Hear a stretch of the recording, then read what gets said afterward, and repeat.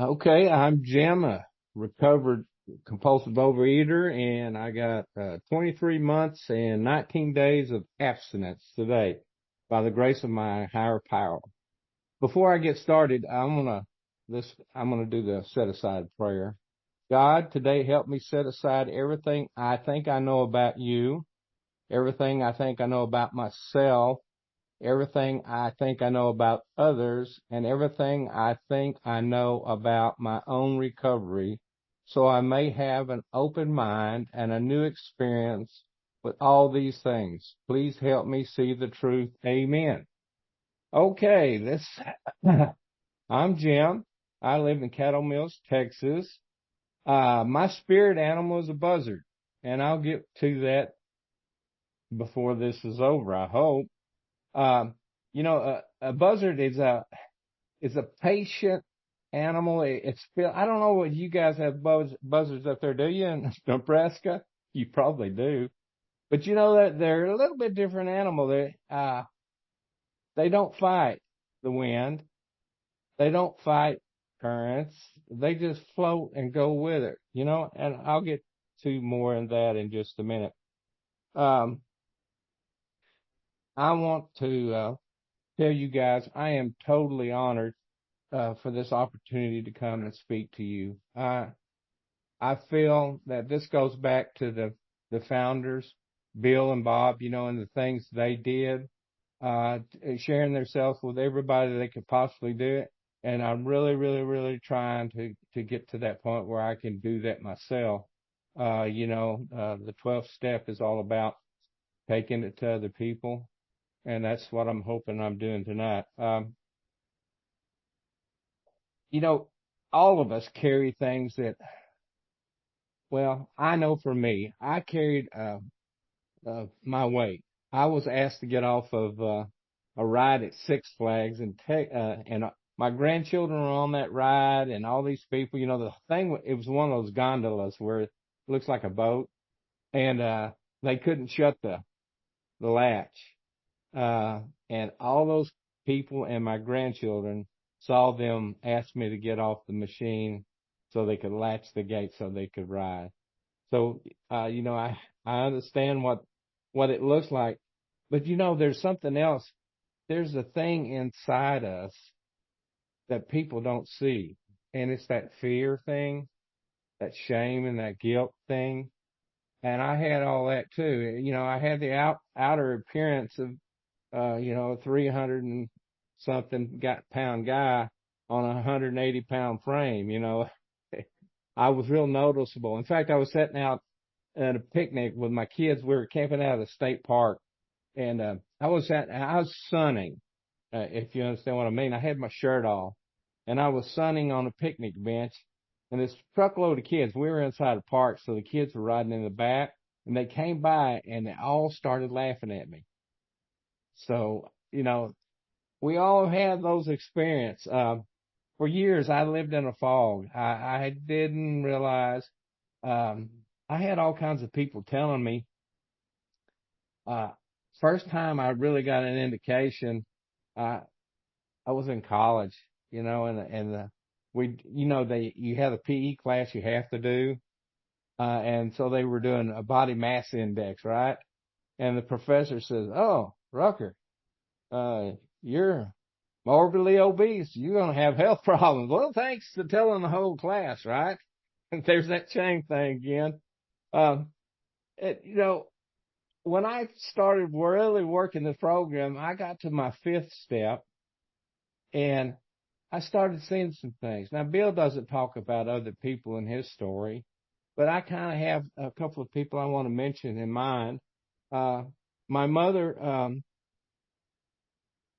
I faced a lot of abuse from her, but it shaped me to the point where I am who I am today. I mean, I actually, in my fifth step, had to go back and look at those people on my list that I needed to really think about.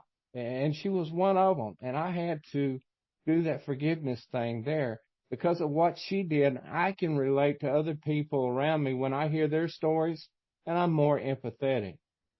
My father was a survivor of the Bataan Death March. some of you guys may know history of World War II. Well, he was a prisoner of war for like 2.5, 3 years by the Japanese, and they tortured him. He was waterboarded and things like that.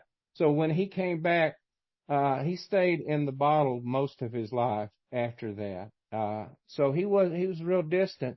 But what I learned from him was, although horrible things happen to us, we have a way out.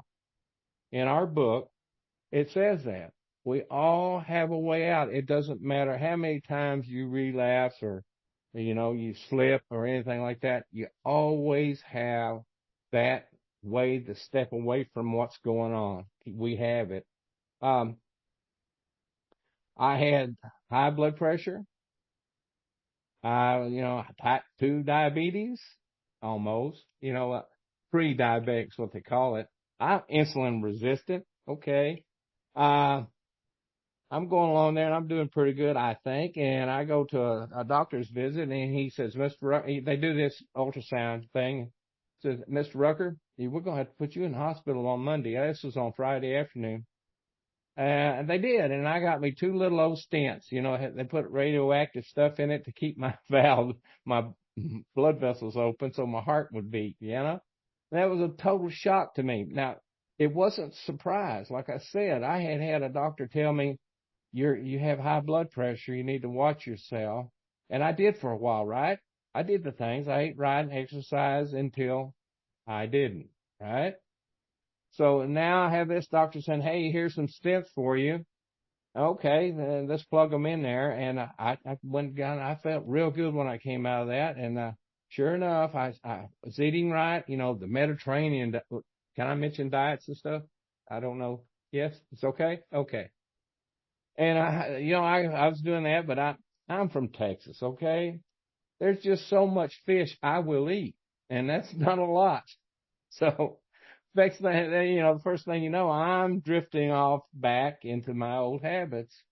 And about a year later, I'm at my grandson's baseball game. I'm coaching, and I go out and have a heart attack in the parking lot after the game. And they zip me to the hospital. My wife is having to drive me, and all that stuff. And we go to the hospital, and I'm a proud recipient of 3 more stents. So, okay, old Jimbo's got it now. He's figured it out. I'm going to exercise, eat right, and I'm going to reduce stress. I'm going to meditate. I'm going to go to a Buddhist temple and learn how to meditate, right? Well, I went, and I didn't learn nothing. Those guys couldn't speak English. But I tried, right? And I was online and I was doing all that stuff and I was working on it. And I was doing this. Now this is a real smart thing to do. Not really. Don't do this. But I was going to the track, right? And down here in Texas, you walk the straights and run the corners, right? Yeah, that'll be something, over 300 pounders should do. So I then started doing that and I got plantar fasciitis in both my heels and had to stop doing that. So higher power, what are you trying to tell me here? Well, this thing rocked on and rocked on and rocked on.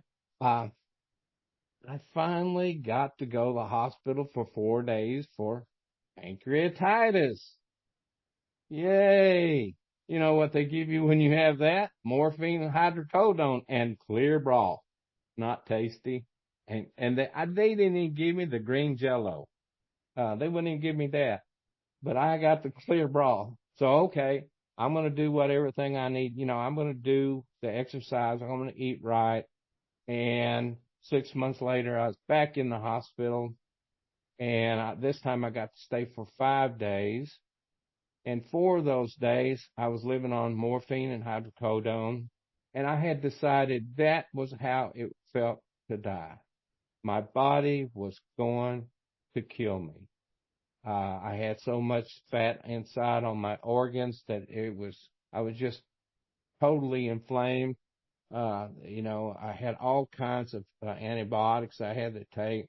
I was, I didn't realize it came on so slow. I didn't realize that pain that I was feeling, I was exercising, and I thought it was because I was doing too many setups, right?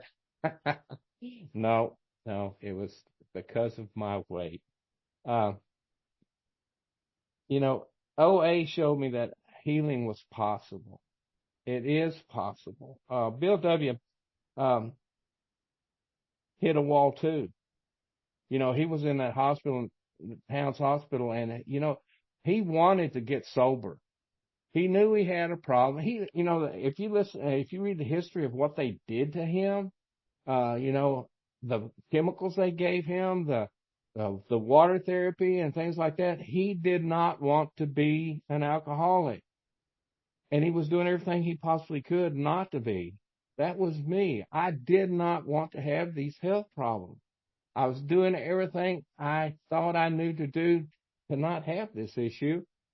But guess what? Just because you know something doesn't mean you're going to do it, right? So Bill gets with Dr. Bob, and they start this thing where they go out and they get involved with other people. And that's when Bill clicked. He was actually in recovery for about a year and a half, where he was having daily things where he was sweating a drink, and he kept going to other people and giving them the story. It's not the medical knowledge. No, the doctor's opinion is real interesting. And, I apply it to me. Whenever I put sugar in my body, this is what happens. I went to Walmart and bought a 24 pack of these things and here's this, addict mind. I'm going to have these things for lunch, right? Yeah. I'm going to have these things for lunch. I'm going to have two of them for lunch, and I'll have lunch, uh, I'll have a dessert for lunch for a week or two. So I'm out in the parking lot of Walmart, and the first thing I did, I had to taste those things and see if they was good as they, said on the box. And I had the first two, and that sugar hit my system. I only lived 10 minutes away from where that Walmart was. And by the time I got to my house, I had eaten the other 22 of those things. And then the addict mind kicked on, and I got afraid. I had this box in my truck. My wife had been on me for eating too much, all the time. She's trying to help me. And I had this box in my truck. So what do? I'm going to roll down the window, throw it out before I get home, right? No, she might see the box and know it's my box, right?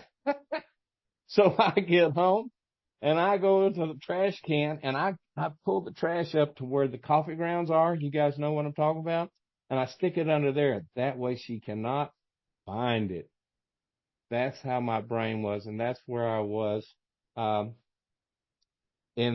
before I really got hold of this. After that last night in, the hospital, I knew I need something else because I'd been doing this was years worth of doctors and nurses and Indian chiefs telling me I needed to stop eating, and I wasn't doing it. I finally got online and found a meeting. Then I did meetings in McKinney, Texas. That's the McKinney Care and Share. That meeting's been going for over 46 years, I think. And I thought, man, they must have something there, right? So I drive there and I meet these people, and I'm real kind of, I'm at home because everybody there has the same issue I do, but I think I'm worse than them. You know how it is. I'm a lot of shame involved with my life. So I'm sitting around there and the meeting's over and I start trying to walk out, and this lady says, here's my phone number.